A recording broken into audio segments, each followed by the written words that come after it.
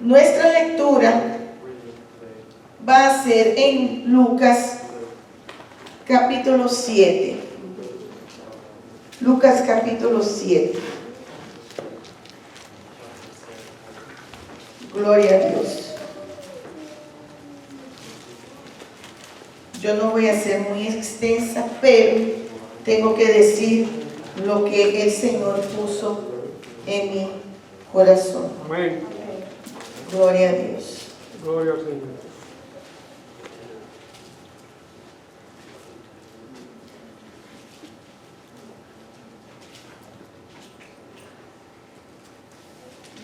A partir del 11, versículo 11, dice así: aconteció que poco después él fue a la ciudad que se llama Naín, sus discípulos y una gran multitud lo acompañaban. Cuando llegó cerca de la puerta de la ciudad, he aquí que llegaba a enterrar a un muerto, el único hijo de su madre, la cual era viuda. Bastante gente de la ciudad la acompañaba. Versículo 13. Y cuando el Señor la vio, se compadeció de ella y dijo: no llores.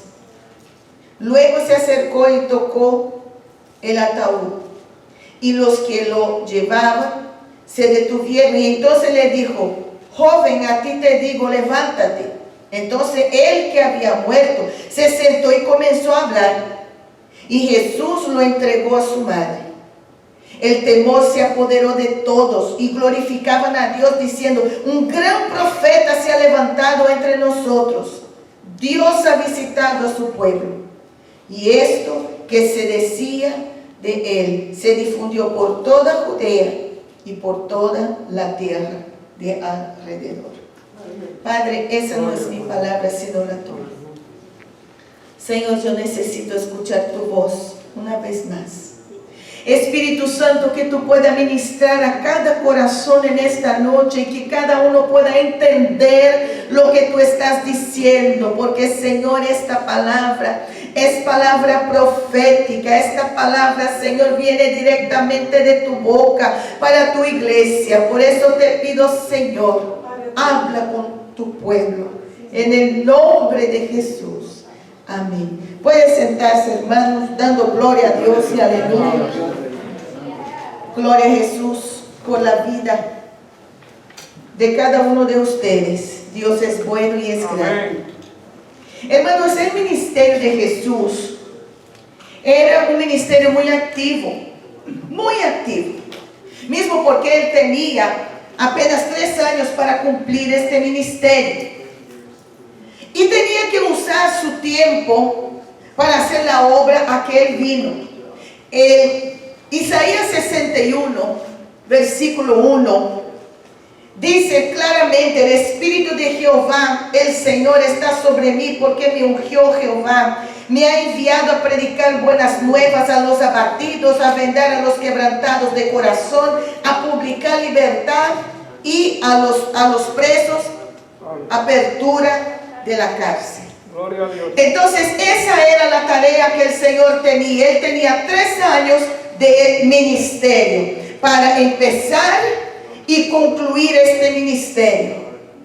La tarea de Jesús no era nada fácil, no, Señor. Pero el amor, la misericordia y la gracia que él tenía hacia la gente superaba todas las dificultades que pudieron surgir. Y en esos versículos podemos observar, y yo quiero que ustedes estén con sus Biblias abiertas y me acompañen. Ustedes pueden observar en estos versículos que nosotros acabamos de leer que hay 2 clases de multitud. Sé que hay 2 multitudes ahí. Aleluya. Una que acompañaba a Jesús, que es la vida, y la otra que acompañaba la muerte, porque llevaban a un muchacho que estaba muerto. Ustedes van a entender. Primero yo quiero hablar de la primera multitud. La multitud que acompañaba al Señor Jesucristo Una multitud llena de gozo, llena de alegría, porque ya habían visto la gloria del Señor, ya habían visto el Señor sanar, ya habían visto el Señor enseñar lecciones que llenaba el alma. Ellos habían visto el Señor reprender los demonios. El Señor había cambiado la vida de muchos. Y entonces había una multitud que decía, yo quiero acompañar a este hombre, yo quiero ir con él. Y la Biblia Sagrada nos muestra que iba con Jesús sus discípulos, además de los 12, iban otros discípulos de Jesús y una multitud. O sea, al mirar este versículo entendemos que habían los discípulos, los 12, que habían los discípulos, aquellos que querían estar más cerca para aprender más del Señor Jesucristo, y había la multitud.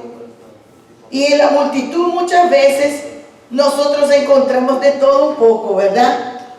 Pero gloria a Dios que esa multitud, que aunque tuviera en esa multitud quizá mucha gente creyente, pero quizá mucha gente incrédula, tenía muchos enemigos de Jesús también, que iban allá para observar lo que Jesús estaba haciendo.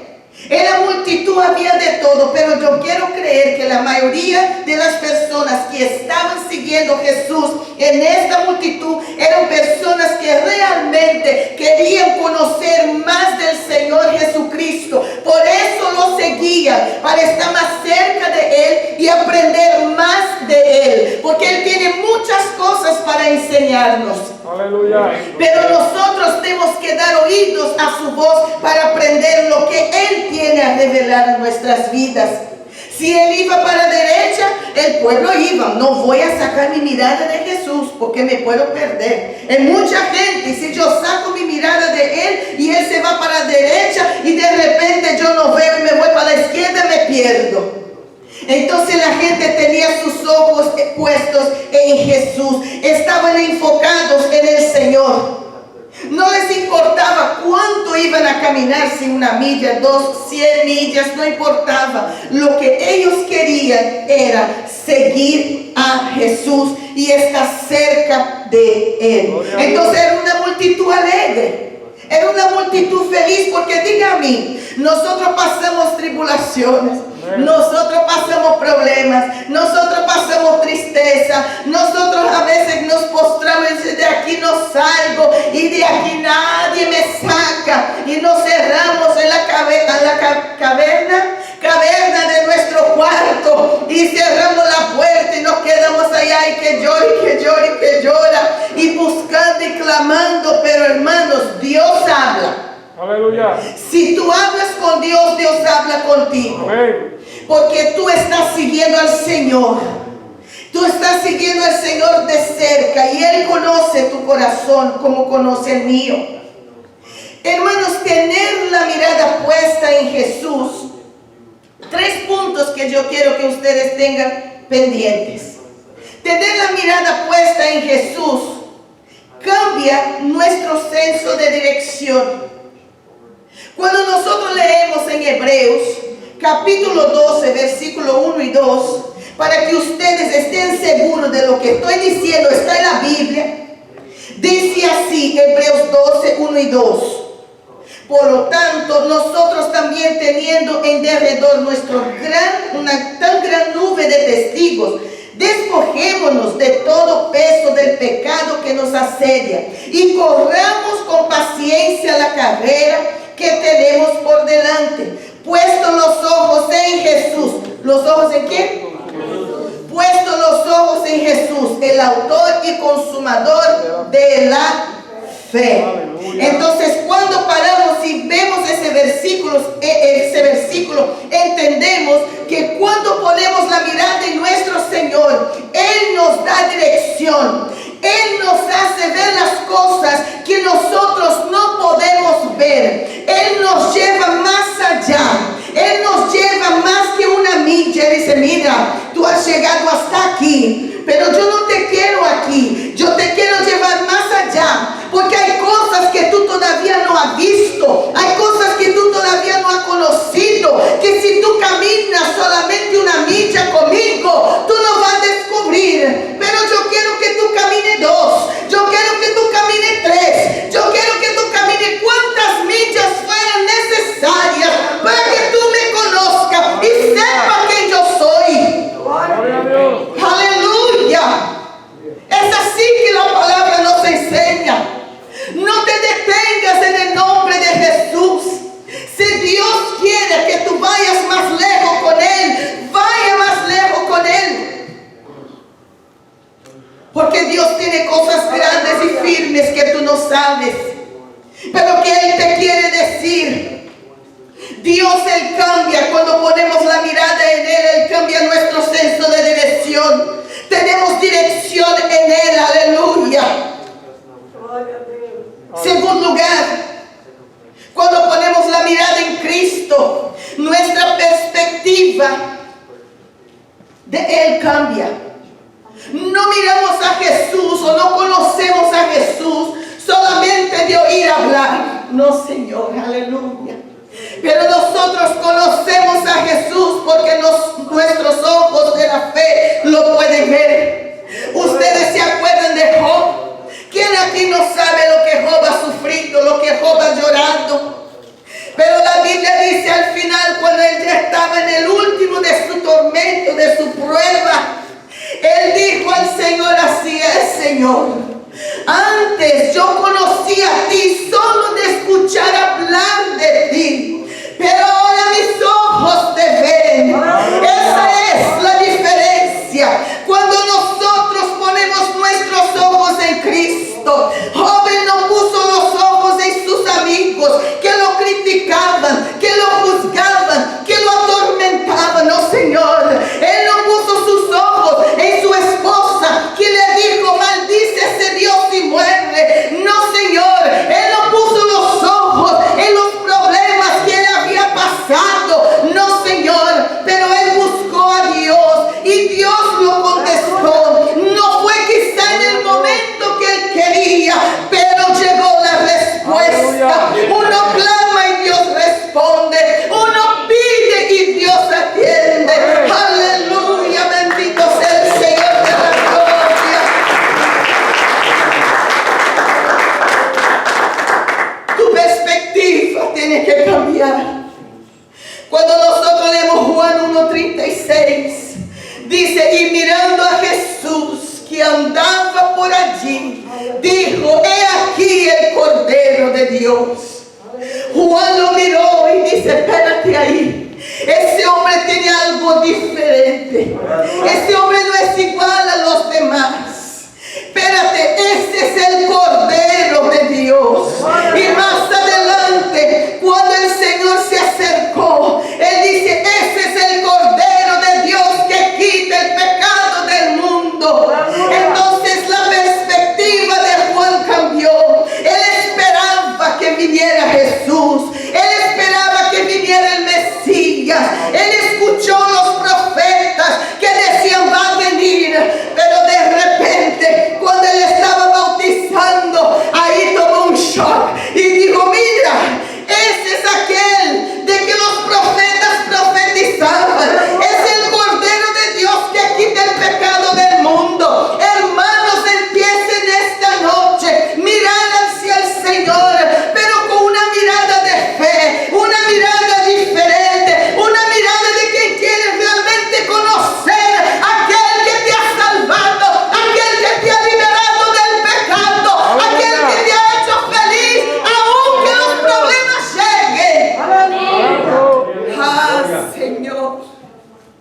Alabado sea Cristo. Cuando ponemos los ojos en nuestro Señor, nuestra forma de luchar cambia. Nuestra forma de luchar y vencer el mundo es diferente. Primera Juan capítulo 5 versículo 4. Me gusta leer la santa palabra para que ustedes vean. Porque todo lo que es nacido de Dios vence al mundo. ¿Cuántos nacidos de Dios hay aquí en esta noche? Levante la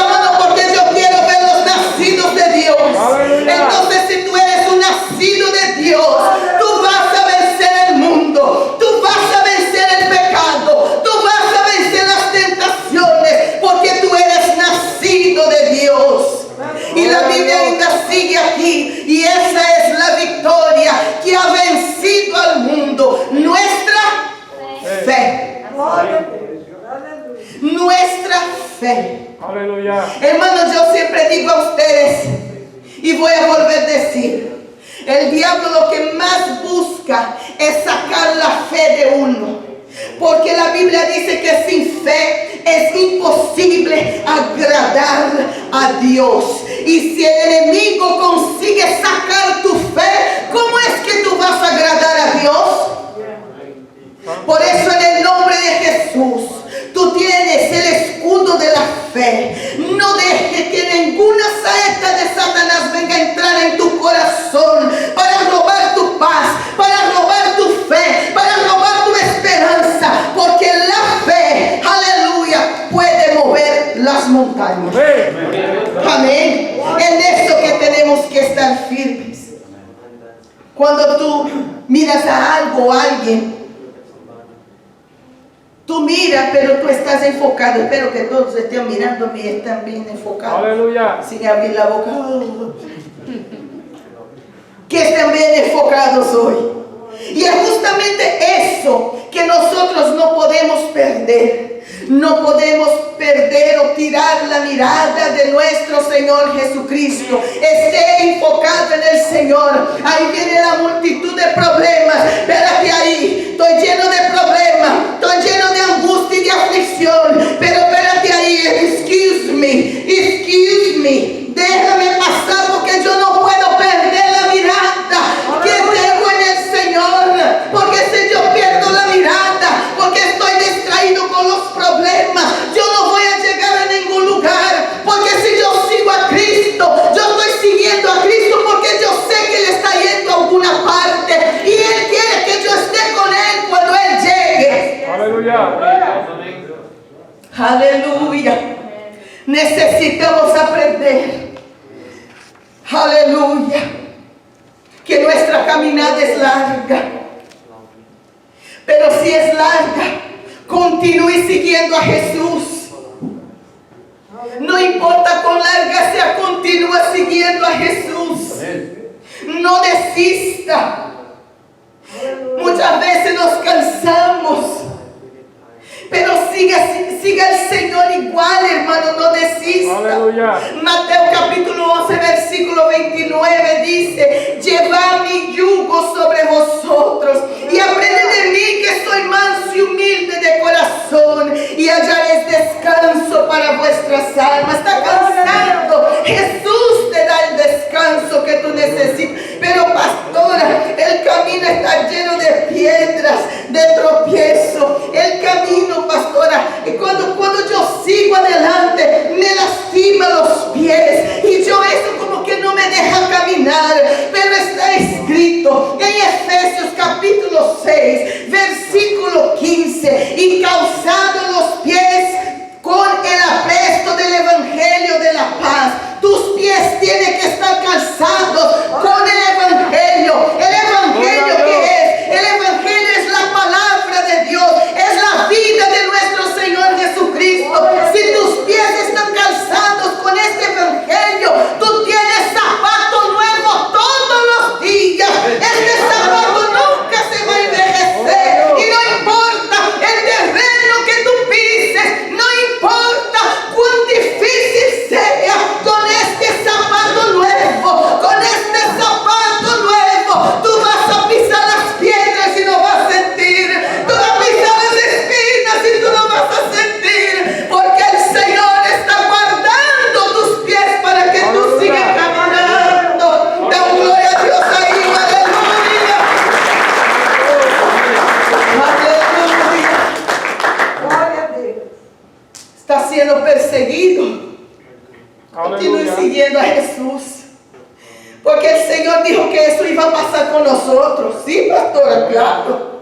Ándale en Mateo capítulo 5, en el sermón de las bienaventuranzas. Y el Señor dijo así: bienaventurados sois cuando por mi causa os difamen y os persigan y digan toda clase de mal contra vosotros, mintiendo. Gozaos y alegraos, porque vuestro galardón es grande en los cielos. Porque así persiguieron los profetas que fueron antes de vosotros. Muchas veces somos perseguidos, somos. Por hablar la verdad, sí somos. por decir las cosas como ellas son, somos perseguidos, somos juzgados. Pero ¿sabe qué, hermanos? I really don't care. Si la gente te mira y te dice, no, la pastora predica y eso parece que es, no, la pastora predica eso, pero parece que no me quiere, parece que tiene alguna cosa contra mí. ¿Cómo es la cosa? Yo estoy predicando lo que dice la palabra. Si te sirve el guante, que te aguante. Amén. Si te sirve el sombrero, póngatelo nomás. And that's it. ¿Sabe por qué? Mi compromiso no es con nadie más que con Dios. Y yo digo siempre, mira, no le gusta el mensaje, hable con el mensajero, porque yo aquí solamente soy el cartero. The mailman o the mailwoman. Aquí yo traigo la carta. Mire, hermanito, aquí está una carta. ¿Y qué es eso? Pero está muy dura esa carta, pastor. ¿Cómo es que la cosa? No me meto con eso. Hable con él, que es el mensajero. No tengo nada que ver con eso. Aleluya. Y es bueno ser solo el cartero. Aleluya. Porque entonces se quiere meterse. Ahí se mete con el dueño de la carta. Y that's it. Yo free. Dando gloria a Dios y aleluya. Yo creo que muchos hermanos ni sabían que la ciudad para donde el Señor estaba yendo, pero ellos fueron por fe. Yo no sé dónde está yendo el Señor, pero ¿sabe qué? Yo voy a seguirlo. Y eso habla de fe. Porque no importa por dónde Dios te lleve, sígalo. No importa por dónde Dios te lleve, sígalo. ¿Sabe por qué? Porque sea como sea, donde sea, Él te va a hacer cruzar al otro lado. Amén, gloria a Dios. Cuando nosotros leemos sobre el buen pastor, el Señor dice en su palabra, yo soy el buen pastor, dijo Jesús, y el buen pastor da su vida por sus ovejas. Nosotros entendemos entonces el salmo más conocido de la Biblia, el Salmo 23. El salmo más conocido de la Biblia, aleluya, que la gente se alegra. Jehová mi pastor, nada me faltará. Ahí cuando falta algo, pero está escrito y mira, pero que tu fe no se puso en acción. Jehová es mi pastor, nada me faltará. Y escuchen bien eso, porque David creía tanto en la guianza del pastor divino, que él escribió ese salmo y dijo, Jehová es mi pastor, nada me faltará, en lugares delicados pastos me hará descansar, junto a aguas de reposo me pastoreará, confortará mi alma, me guiará por sendas de justicia por amor de su nombre. Ah, sí, qué maravilla, pastor, gozo, gloria, aleluya. Ay, pero llegó el momento del valle. ¿Cómo es, pastor? Sí, aquí dice. Aunque ande en valle de sombra de muerte, no temeré mal alguno, porque tú estarás conmigo, tu vara y tu callado me infundirán aliento. Hermanos, ¿va a tener el valle? Sí. Gloria a Dios. ¿Va a tener los momentos difíciles? Sí. Pero ahí está la presencia del Señor guiándote dentro de este valle. Y créame, Él no quiere que tú estés en este valle. Él quiere sacarlo de ahí. Porque Dios te hizo promesa. No es para quedar dentro del valle, para que tú salgas de Él, para llevarte al topo de la montaña, donde hay agua fresca, donde hay sombra, donde hay comida. Ahí Dios te quiere poner. Pero los valles existen y desafortunadamente tenemos que pasar por ellos. Pero hay promesa, estará con nosotros, porque la vara y el callado nos infunde aliento, nos trae consuelo, nos guía. Aunque para llegar donde Dios quiere que nosotros lleguemos, tú tengas que pasar por el valle de sombra de muerte, Dios estará contigo, no solamente para guiarte, mas para guardarte y llevarte donde Él quiere que tú llegues, a la victoria. Aleluya. Así que esa era una multitud feliz, Gloria a Dios. porque sabía y confiaba quién era Gloria a Dios. el Señor Gloria a Dios. en su vida. Amén. Amén. Gloria a Dios. La segunda multitud. ¿Cuántos están alegres? Dígame. Amén. ¿Cuántos están con sueño? Dígame. Ay, gracias. Y ahora puedo ir hasta las 10 de la noche. No, just Amén. kidding. Uy, alguien dijo amén ahí, maravilla. Vamos a ver la segunda multitud. Dice el versículo 12 que cuando llegó cerca de la puerta de la ciudad, he aquí que llegaba a enterrar a un difunto, hijo único de su madre, la cual era viuda, y había con ella mucha gente de la ciudad, o sea, una multitud. Hermano, Jesús estaba pasando por Naín, que era una aldea de Galilea, y antes de entrar en la aldea, él vio una multitud que lloraba, con una fisionomía abatida, con un llanto tan alto. Y la Biblia dice, llevaban a enterrar a un difunto, hijo único de su madre, a cual era viuda. Jesús vio esta multitud que sufría, estaba sufriendo, pero Jesús miró la multitud, pero se enfocó solo en una persona. Solo en una persona Él puso sus ojos. ¿Quién fue? A ver si ustedes saben. La madre. La madre de este muchacho. Ahora, ¿cómo Jesús sabía quién era la madre? Ya que tenía una multitud, todos tocaban, ¿verdad? El ataúd. ¿Cómo es eso? Jesús es omnisciente. Él sabe y conoce todas las cosas. Y él sabía quién era aquella mujer. Porque Dios, uno de los atributos solo de Dios es la omnisciencia. Él sabe todo. Y como un rayo X. Así se dice. X, casi. Un día yo voy a hablar bien esa letra. La persona que más estaba sufriendo, él miró y dice, es esta. La que más estaba sufriendo, la que más tenía su corazón roto, la que estaba con una tristeza profunda, se ahogando en su angustia, su desespero. ¿Sabe por qué, hermanos? Porque adentro de aquel ataúd iba mucho más que el cuerpo sin vida de su hijo. Dentro de aquel ataúd iba también todos los sueños de aquella mujer. Porque ella era viuda.